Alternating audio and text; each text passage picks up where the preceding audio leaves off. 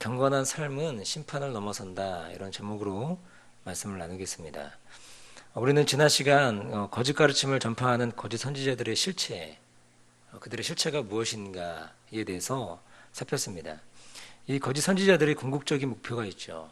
거짓 가르침이 말하는 궁극적 목표가 있는데, 그것은 바로 우리를 구속하신, 우리를 사신 예수, 우리를 구속하신 예수 그리스도를 결국엔 떠나게 만드는 것이고 부인하게 하는 것이다 말씀드렸습니다.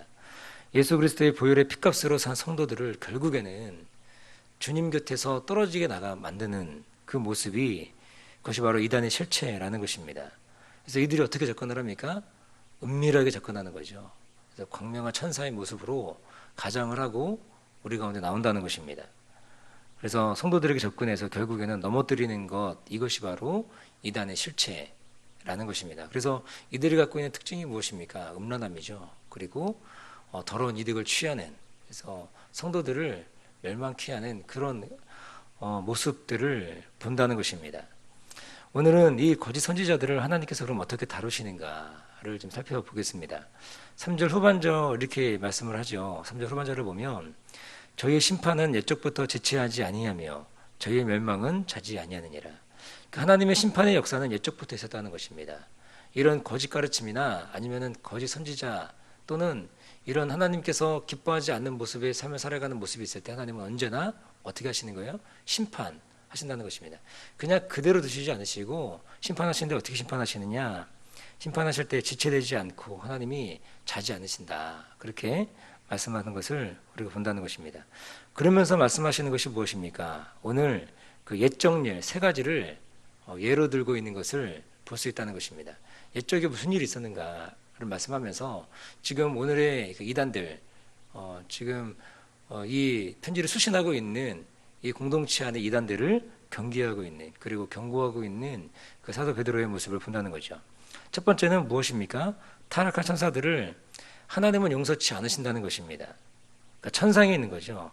그러니까 하나님께서는 타락한 천사들을 그냥 넘어가지 않으신다는 거죠. 그들을 지옥에 가두셔서 최후 심판날까지 갇혀있게 하신다, 이것을 말씀하는 것입니다. 이 말씀이 바로 4절의 말씀인데, 4절은 이렇게 말씀합니다.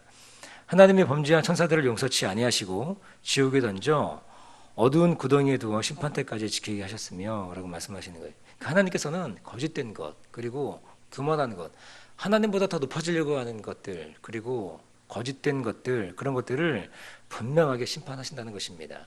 그러므로 우리 가운데 거짓되고 교만한 것들이 있는데 승승장구하는 것 같다, 그냥 지켜보십시오.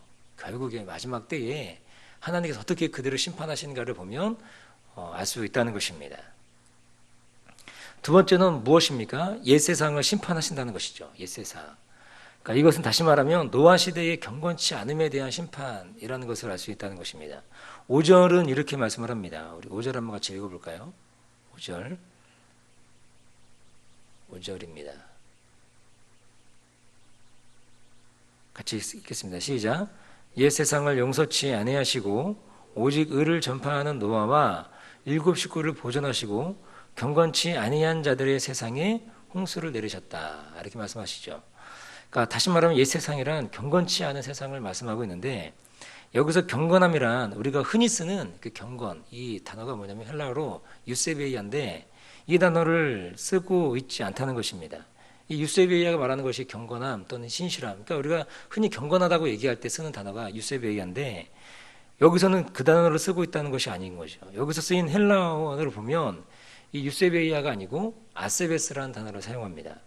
이 단어가 뜻이 뭐냐면 하나님을 향한 경외심이 없는, 그리고 하나님을 비난하는, 이런 뜻을 가지고 있다는 것입니다. 그러므로 노아 시대에 경건치 않았다는 것은 하나님을 향한 경외함이 없는 시대였다라는 거죠. 하나님을 향한 경외함이 없고, 그리고 하나님을 비난하는 그런 시대였다는 것입니다. 그러니까 하나님이 심판을 하지 않으실 수가 없다는 것이죠.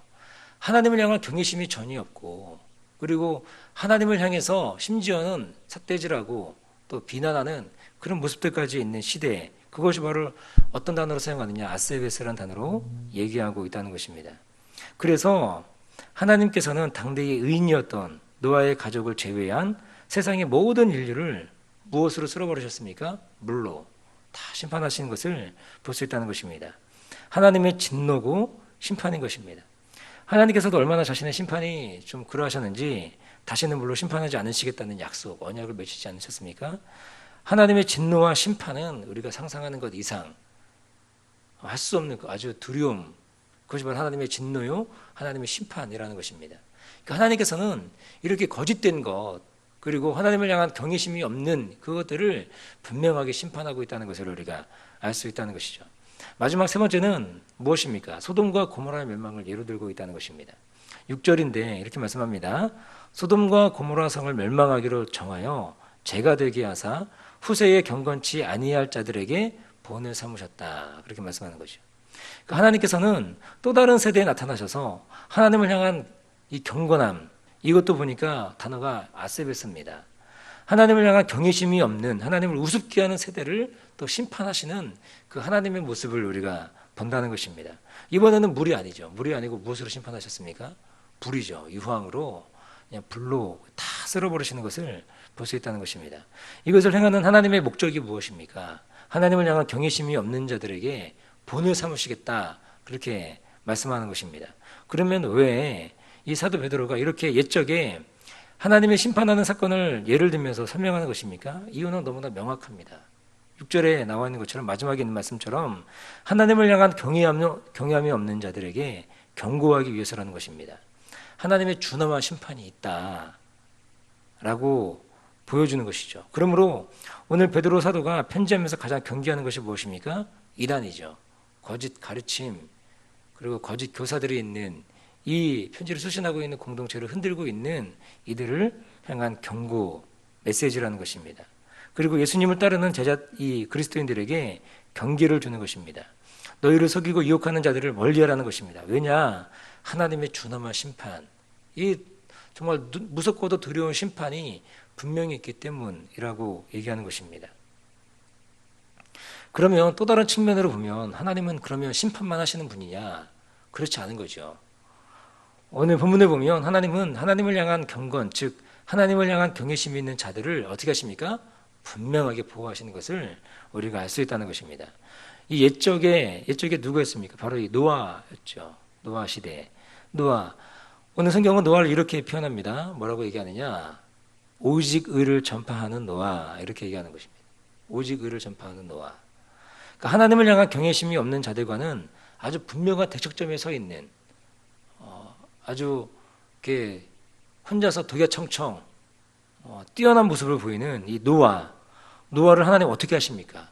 보호하신다는 거예요. 보호하신다. 우리에게도 이러한 모습이 필요한 줄로 믿습니다. 하나님을 향한 경외심이 없는 이 세대에 하나님을 경외하는 모습으로, 하나님을 두려워할 줄 아는 모습으로 온전하게 서 있는 그러한 저 여러분들이 되기를 주님의 이름으로 축복합니다. 또 소돔과 고모라에 있던 한 사람이 누굽니까? 바로 이 롯이죠. 롯을 보호하시는데 이 롯도 어떻게 표현을 합니까? 의로운 롯이다, 그렇게 표현을 하고 있다는 것입니다. 의로운 롯. 아마도 롯은 그 소돔과 고모라에 살면서도 중심에 하나님을 경외하는 마음이 지속적으로 있었던 것 같습니다. 그가 아브라함과 이제는 그 종들이 막 다투니까 어떻게 합니까? 네가 동서남북 보고 좋은 거 택해라 그러지 않습니까? 그때 택했던 곳이 어디입니까? 소돔과 고모라였는데 처음엔 살기 좋은 줄 알고 갔었겠죠. 그런데 그냥 살아가다 보니까 저가 만연한, 저가 관영한 그런 모습을 보게 되는 거죠. 그러면서도 롯의 마음 가운데는 어떤 마음이 있었느냐? 하나님을 향한 경건한 마음이 있었다는 것입니다. 그래서 오늘 본문에 이 베드로가 얘기하는 것이 무엇입니까? 의로운 롯이라고 얘기하고 있다는 것입니다. 우리가 알듯이 소돔과 고모라에 하나님의 천사가 나타났을 때 그들을 대접하잖아요. 그리고 그들을 끝까지 보호하고 있는 롯을 보지 않습니까? 그러므로 그가 나중에 구원받는 그 모습을 본다는 것입니다. 이 세 가지 하나님의 심판을 통해서 우리는 하나님이 보호하시는 사람이 누구인지를 분명하게 본다는 것입니다. 사랑하는 성도 여러분, 그러면 우리는 이 땅에서 어떤 모습과 태도로 살아가야 되겠습니까? 답은 너무나 분명하죠. 경건한 삶의 모습이 우리 가운데 있어야 될 줄로 믿습니다. 세상을 닮아가는 것이 아니고 이 세대를 본받는 것이 아니고 우리가 마음을 새롭게 하고 변화를 받아 하나님의 기뻐하시고 선하시고 온전하신 뜻이 무엇인지 날마다 분별해 나아가는 그런 모습이 우리 가운데 필요한 줄로 믿습니다. 그래서 하나님을 참되게 경외하는, 여기서 경건이라는 것은 무엇입니까? 경외하는 거 아닙니까? 그래서 경외하는 모습. 그러니까 오늘 본문의 마지막 절 9절은 어떻게 얘기합니까? 이렇게 말합니다. 우리 9절 한번 띄워주시겠어요? 9절 같이 한번 읽겠습니다. 9절입니다. 시작. 주께서 경건한 자는 시험에서 건지시고 불의한 자는 형벌 아래 두어 심판날까지 지키신다. 그렇게 말씀하는 거죠. 하나님은 경건한 자를 건지시는 줄 믿습니다. 할렐루야. 우리 가운데 필요한 경건이 무엇입니까? 경건은 바로 하나님을 경외함입니다. 그러니까 우리가 하나님의 경외함이 있을 때 자연스럽게 뭐예요? 우리 가운데 다가오는 유혹, 이 시험을 이길 수 있는 힘이 어디 있는 거예요? 하나님을 경외함이 있는 거예요. 그러니까 하나님을 향한 경외함이 사라지면 우리 가운데 다가오는 유혹에 그냥 자연스럽게 넘어가는 겁니다. 자기를 내어주는 겁니다. 죄에 내어주는 삶이 된다는 것입니다. 여기에 보면 하나님 경건한 자를 건지시는데 어디서 건지시느냐? 어떻게 건지신다는 거예요? 시험. 그렇죠? 시험에서 건지신다. 이렇게 얘기하지 않습니까? 근데 여기서 시험은 하나님의 테스트가 아니에요. 그것이 무엇이냐? 유혹이라는 것입니다. 템테이션. 유혹 가운데서 건지시는 거예요. 그러니까 하나님은 우리가 처하는 죄의 유혹 가운데서 우리를 지키신다는 것인데 무엇이 있을 때요? 하나님을 향한 경건, 경외심이 있을 때 우리를 지키신다는 것입니다. 그러니까 이것은 어떻게 굉장히 연결되어 있는 거죠. 우리 가운데 하나님을 향한 경건, 경외함이 없으면 우리가 죄 가운데 자기 자신을 내어주는 삶이 된다는 것입니다. 그러므로 우리가 이 땅을 살아갈 때 우리를 죄에 자기 자신을 넘겨주는 어리석은 인생이 되지 않기 위해서 우리가 꼭 한 가지 해야 될 것이 있는데 그것이 바로 무엇입니까? 그것은 바로 하나님을 향한 경외함입니다. 주님을 두려워할 줄 아는 마음, 하나님을 경외하는 태도, 이것이 우리 가운데 필요한 줄로 믿습니다. 그럴 때 우리가 죄 넘겨주지 않는 거죠. 여러분 아시겠지만 다윗이 어떻습니까? 너무나 훌륭한 다윗 아닙니까? 하나님을 경외하는 삶이었고 하나님을 예비하는 참 멋진 하나님의 백성이었습니다. 그런데 그거 어떻습니까? 왕궁에서 거닐다가 옥상에서 목욕하는 한 여인을 보고 그 마음 가운데 어떻게 되는 거예요? 음욕이 들고 그를 이제 범하는 범죄를 하는 것입니다. 순간 하나님을 경외하는 마음이 사라지면 죄에 자기 자신을 내어주는 그런 모습이 있다는 것입니다. 그러므로 저 여러분들은 이 땅 가운데서 죄에게 자기 자신을 내어주는 어리석은 인생이 아니고 하나님을 끝까지 경외하는 경건한 삶의 모습이 우리 가운데 있기를 주님의 이름으로 축복합니다.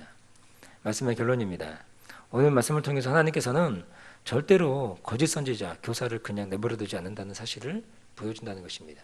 그래서 세 가지의 경고를 보여주면서 이들을 그냥 두지 않겠다, 심판하신다, 이것을 얘기해주고 있다는 것입니다. 그러므로 우리에게 필요한 것 무엇입니까?